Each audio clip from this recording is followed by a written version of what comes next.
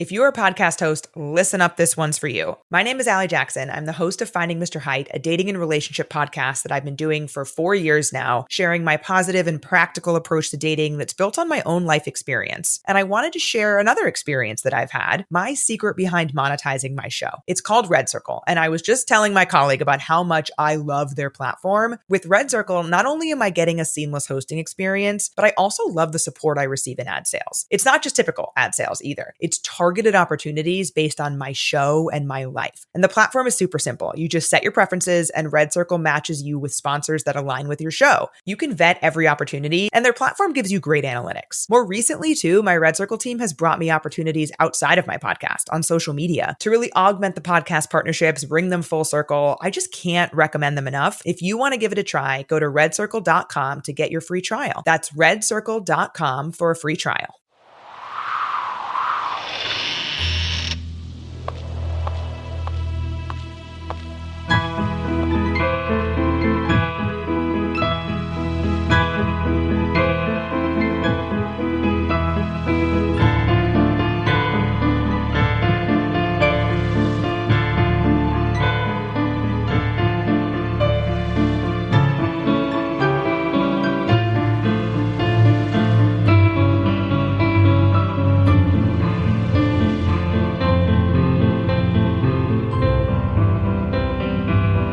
Things with Wings Productions presents a special episode of the Skylark Bell in collaboration with the Haunted UK podcast.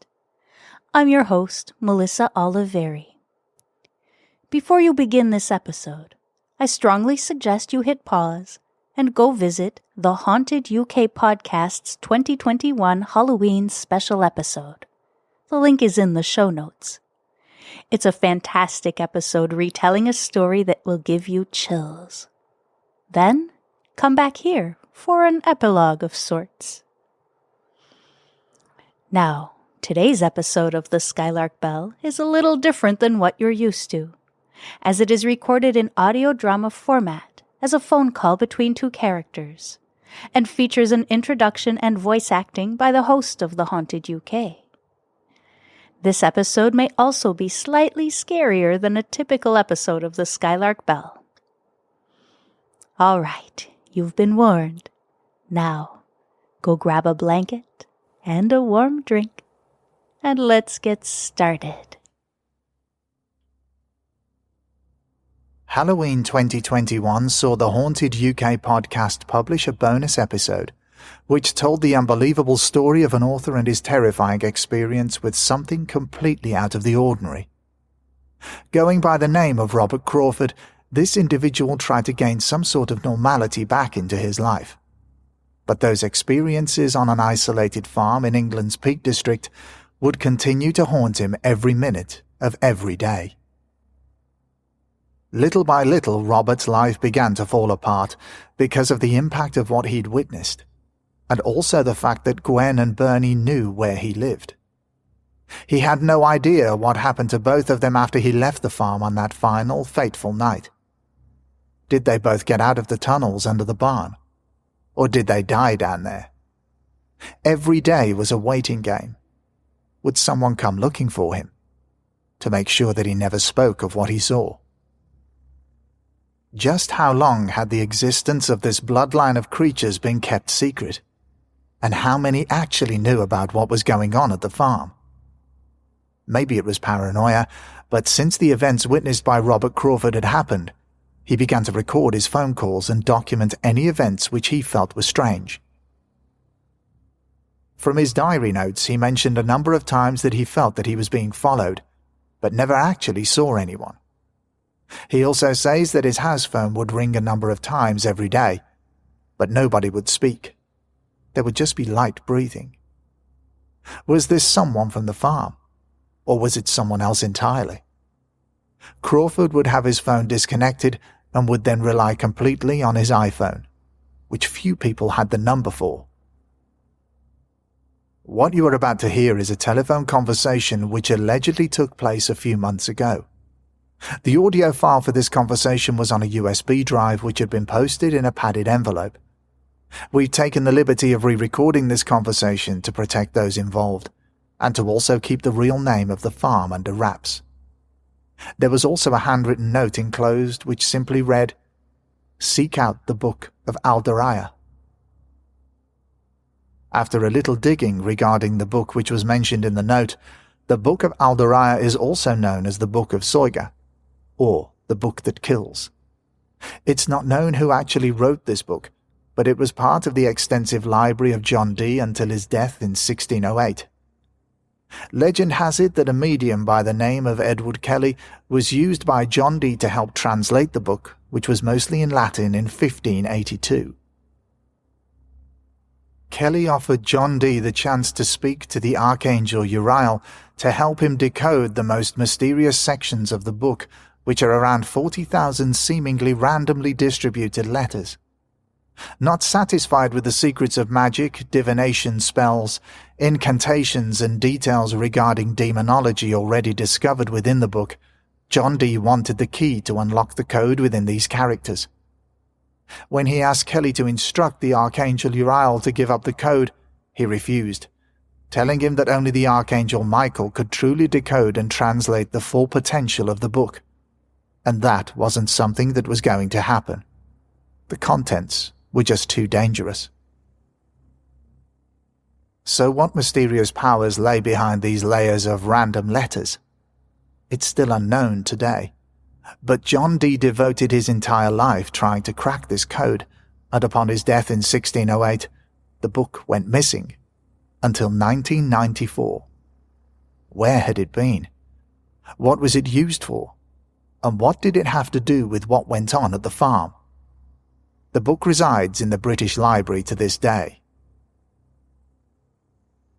Here is the phone conversation. Make of it what you will.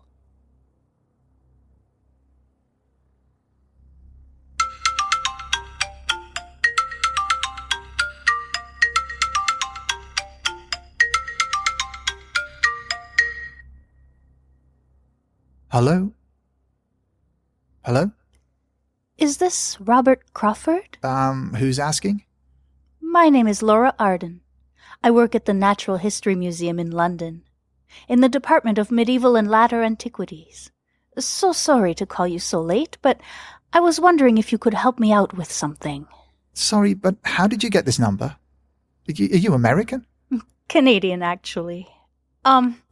Well, a little research and access to some databases, and I managed to find you. You're a really difficult guy to track down, considering you're an author. Well, I prefer to keep as much of my life as private as possible. What is it you wanted again? I just needed to ask you a few questions about something that I think you may be able to help with. You can look me up online at the museum if you like. No, there's no need for that. I just don't get many phone calls nowadays, that's all. So, do you think you could help me out? Sure. Yes, I'll try my best. This isn't about a book signing, is it? No. Although I have read a couple of your books, but no. I was wondering if you'd be kind enough to help me get to the bottom of something that I found while I was on vacation. It may have something to do with you. Well, I suppose so, but I'm not sure how much help I'm going to be, but fire away. Okay.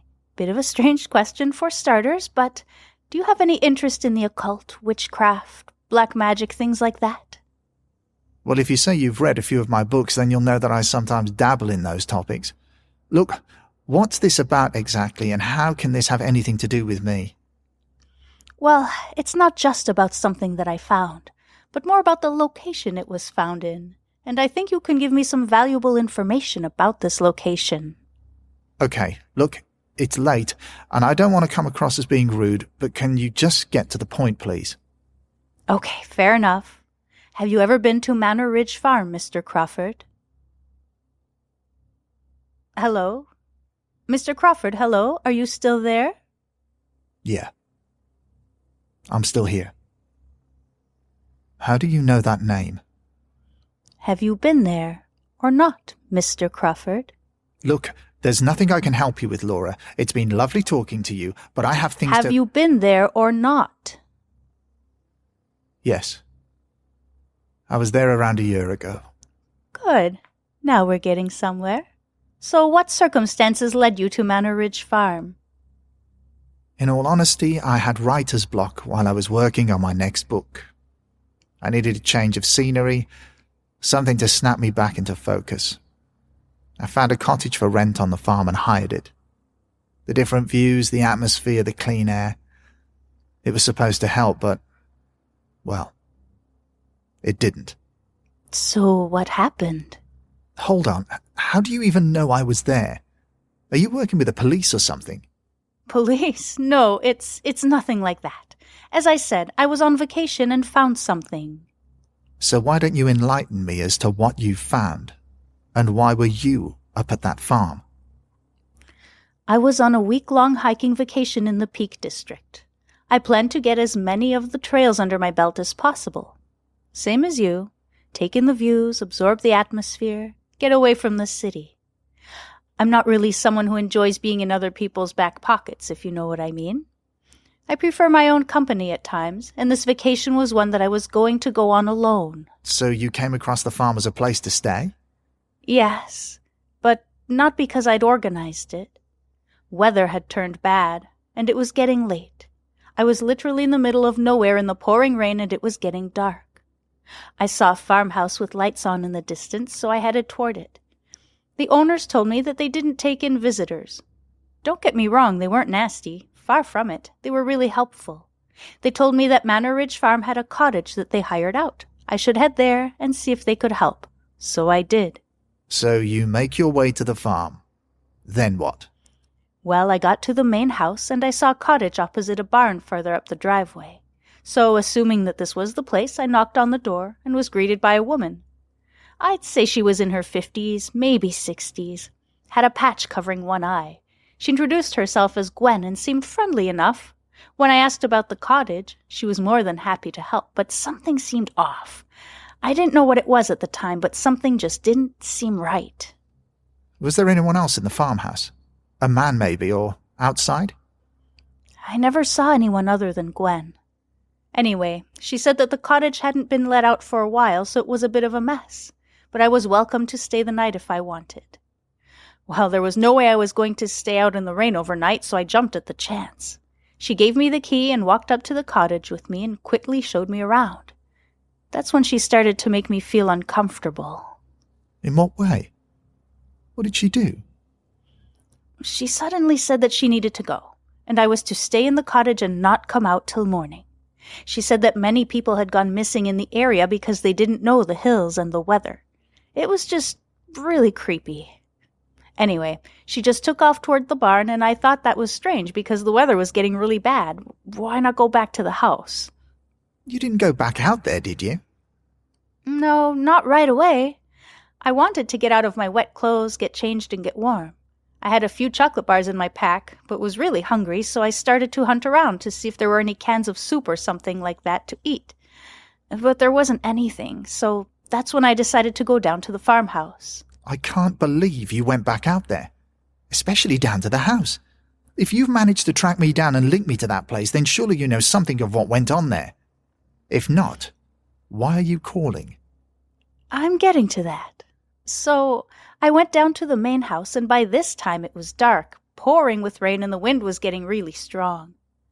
As I got to the front door, I noticed it was wide open, so I stepped inside and called out for Gwen, but there was no answer. And then the smell hit me, a kind of blood-like metallic smell. I went into the kitchen and, well, it looked like something had been torn to pieces. It was definitely an animal, but that was all I could make out. I began to feel sick and knew that I had to get out of there as quickly as possible. And that's when I saw the book on the floor. Book? What book? You hung around because of a book? This wasn't any ordinary book, Robert. From the markings on the front of the leather cover, I knew it was old, so I grabbed it and ran for the front door. I took a look around, didn't see anyone, so then ran for the cottage and locked myself inside. Why didn't you phone the police? Why didn't you... No signal. You didn't have a phone signal, did you? No. My phone was the first thing I checked when I'd locked the front door. I was trapped there until morning, and there was no way that I was going back down to the main house after what I'd seen. Well, at least you were safe for the time being. When I was there, I wasn't so lucky. It was Bernie who came for me with a... Well, that's all in the past now. So what was so special about this book? At the museum, we have archives of extremely old, rare, and precious books. Bibles, authors' first volumes, writings from kings and queens of the past, and books about the occult, the supernatural, black magic, witchcraft. Some of these books go back to at least the 1500s, and their contents are still considered by some to be highly dangerous.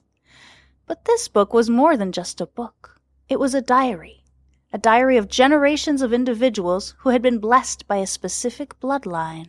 Blessed? I don't think you realize exactly what you're dealing with there, Laura. What I saw at that farm challenged every single thing that I thought was pure and simple fiction. What I encountered firsthand wasn't something that was blessed. It was something that every man, woman, and child should only encounter in their nightmares. But there it was, right in front of me. And it was being protected, coveted, allowed to exist. But yours was an accidental encounter, Robert. If you hadn't discovered the cave system, then none of this would have happened. How do you know about the cave? Who told you about that? Is my name in that book? Yes, it is. Everything that happened over the time period that you were at the farm was recorded. First by Bernie, then by Gwen. I'm assuming that you know what happened to Bernie after you left them both locked up in the tunnels under the barn. You make this sound like all of this was intentional. As if I wanted this to happen. Do you know what this whole experience did to me? It left me alone. I lost my partner, my publishing deal, my confidence, my life. I hardly leave the house, never socialize. I'll tell you what I think happened to Bernie, shall I? Bernie was murdered by whatever that thing was that Gwen turned into. But if I say what I know it is, then it makes it real. And it just can't be. When I was taken down into the tunnels by Bernie, at gunpoint, I might add, I was never supposed to come back out. And it was only down to chance and luck that I made it out alive. So I ask you again, why do you need my help? I'm so sorry, Robert. I never meant to make you feel that way. What you went through was horrific, and here we both are, armed with experiences and facts that prove that what was only considered to be something from folklore is in fact real. I can't quite believe that I'm actually saying this myself, but it's true. If I were to go to my head of department with this book and this story, they'd have me committed. But you've seen these things. You're the only one who knows what Gwen really is. A werewolf, a lycanthrope, a shapeshifter. Stop. Stop, please. I can't help you. I've tried desperately for the last 12 months to try to forget what happened, but it's impossible. If I had the chance, I'd go back to the farm and simply kill Gwen and put an end to all of it. But I can't. I can't go back there. Listen, I get it. I really do. But there are far more people at risk now. As mad as all of this sounds, it was Bernie that kept the lid on all of this by knowing when to take Gwen down to the tunnels to lock her away when the conditions started to take over. Reading in the book, Bernie had documented that Gwen had escaped a number of times and attacked animals on the hills. She almost made it to the village one time. I know. Bernie explained all of this. He told me that it was him that used to take her down to the tunnels to feed, to isolate her away from others, to protect her. But Bernie isn't there anymore, so who's locking her away now when she needs to feed? Who's protecting her now? And why haven't we had headlines in the newspapers of some rampant wild animal attacking people on the hills and in villages? Because she's doing it herself. Gwen had written the entries into the book stating that after she had woken from the last transformation in the caves, she found that she'd killed Bernie, ripped him apart. She managed to find her way out of the tunnels via the cave system that you found the entrance to up on the hillside. She had to wait until darkness to make her way back to the house, where she cleaned herself up, opened the trapdoor in the barn, and took care of Bernie's body. Then she waited. Waited to see if you, the police, or both would turn up. But nothing. Who was I supposed to tell? Who was going to believe a story like that? You?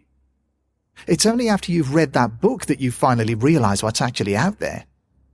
but all you're basing your opinion on is my testimony and what's written down. All of this could be a lie. You haven't actually seen it, have you? Yes, I have. But you said that you locked yourself away in the cottage after you came from that house. Did you go back out? Yes, I had to. What do you mean you had to? What happened? I'd made sure that everything was locked up tight after what I'd seen in the farmhouse, and I'd bedded down in the living room on the couch.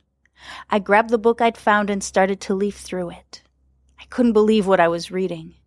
There were details of ancient ceremonies, symbols, potions, and treatments that had been passed down from generation to generation over the span of hundreds and hundreds of years, all with the same one goal: to rid the beast from within, to cure the condition.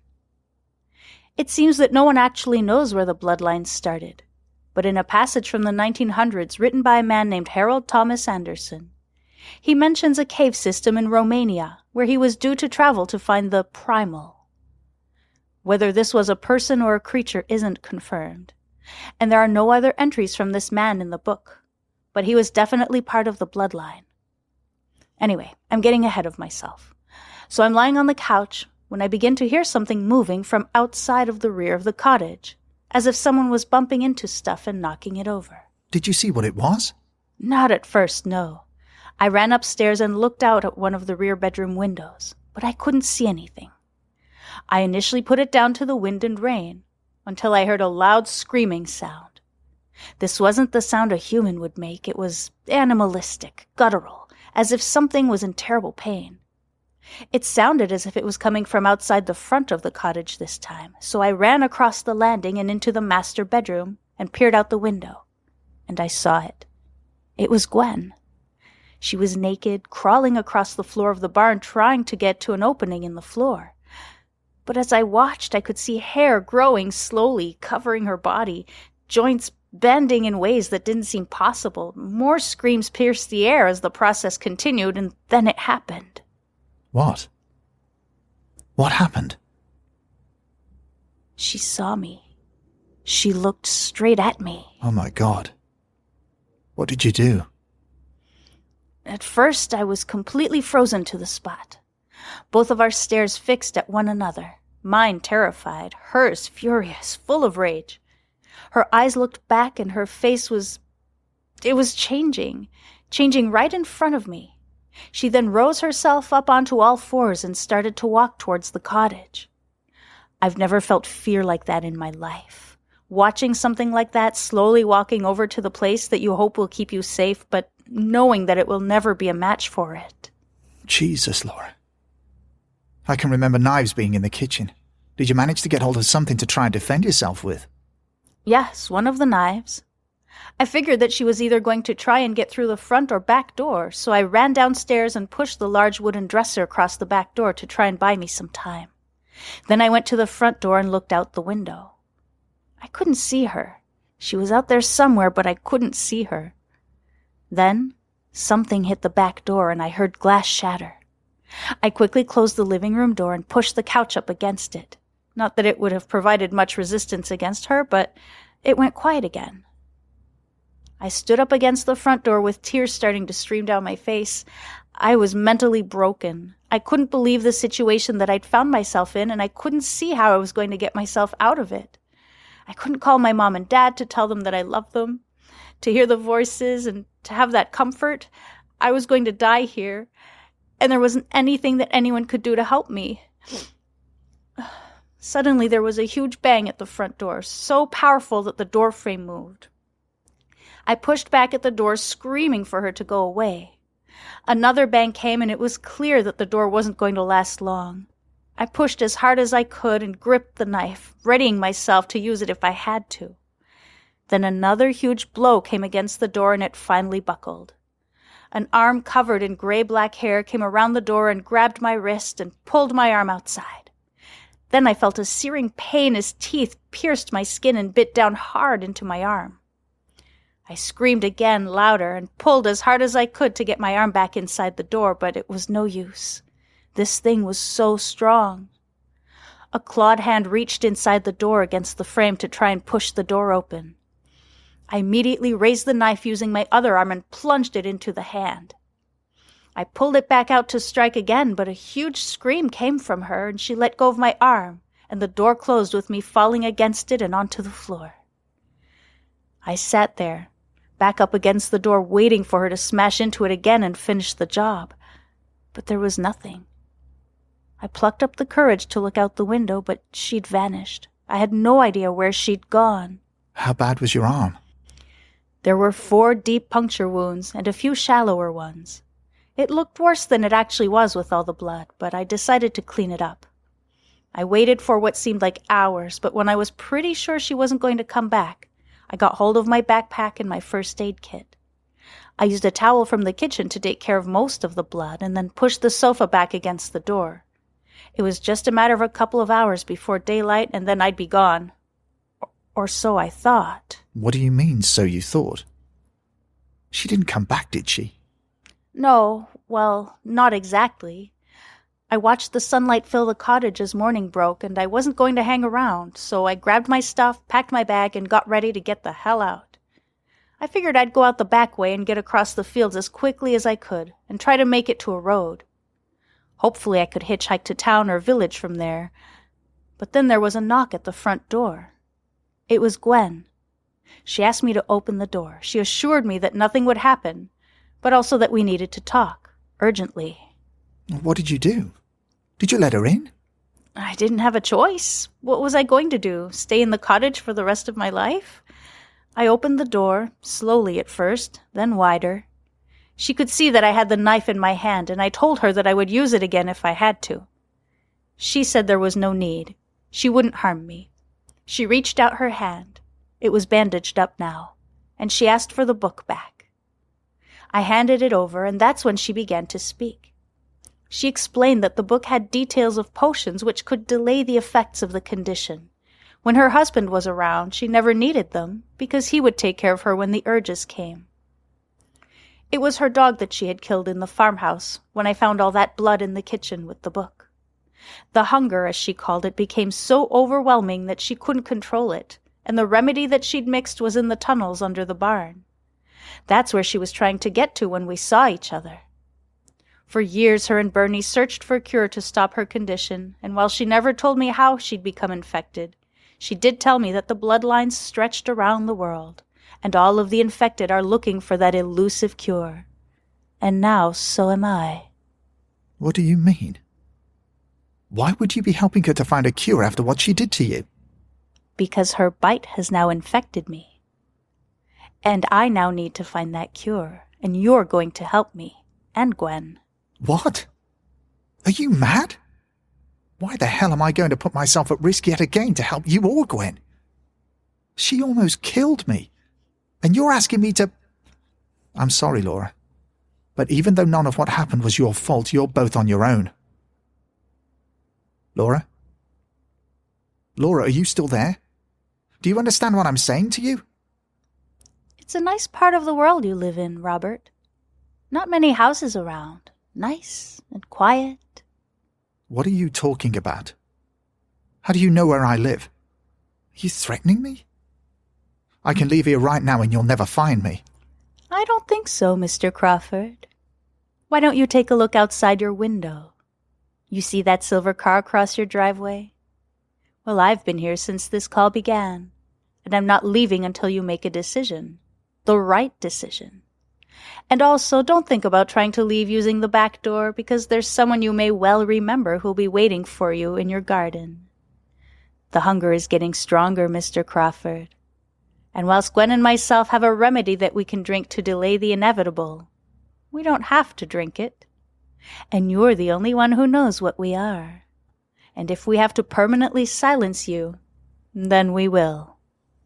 If you try to get in here, I'll call the police. The police? What will they do to help you? You'll be dead before they even arrive. So what's it to be, Robert?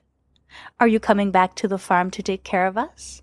Or are we coming into your house to take care of you?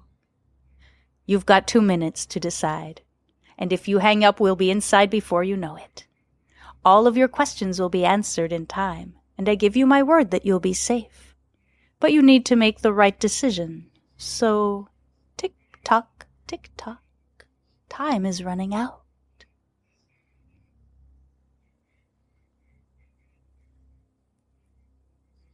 To be continued. Thank you so much for listening. Join me next week for the last Skylark special episode of the year, a touching story called Elliot Under Glass. And please be sure to subscribe to the Haunted UK podcast if you haven't already. The content and sound quality are unbeatable. If you enjoyed this story, please consider leaving a rating and a review. It's quick and free and incredibly helpful in giving the podcast visibility so others can find and enjoy it. If you'd like to support my work, you can subscribe to Patreon or Ko-fi for exclusive content and advance access to podcast episodes. You can also follow me on social media so we can stay in touch. All necessary links are in my bio. Once again, thank you for listening, and on behalf of myself and the Haunted UK podcast, we wish you happy, or spooky if that's more your style, holidays.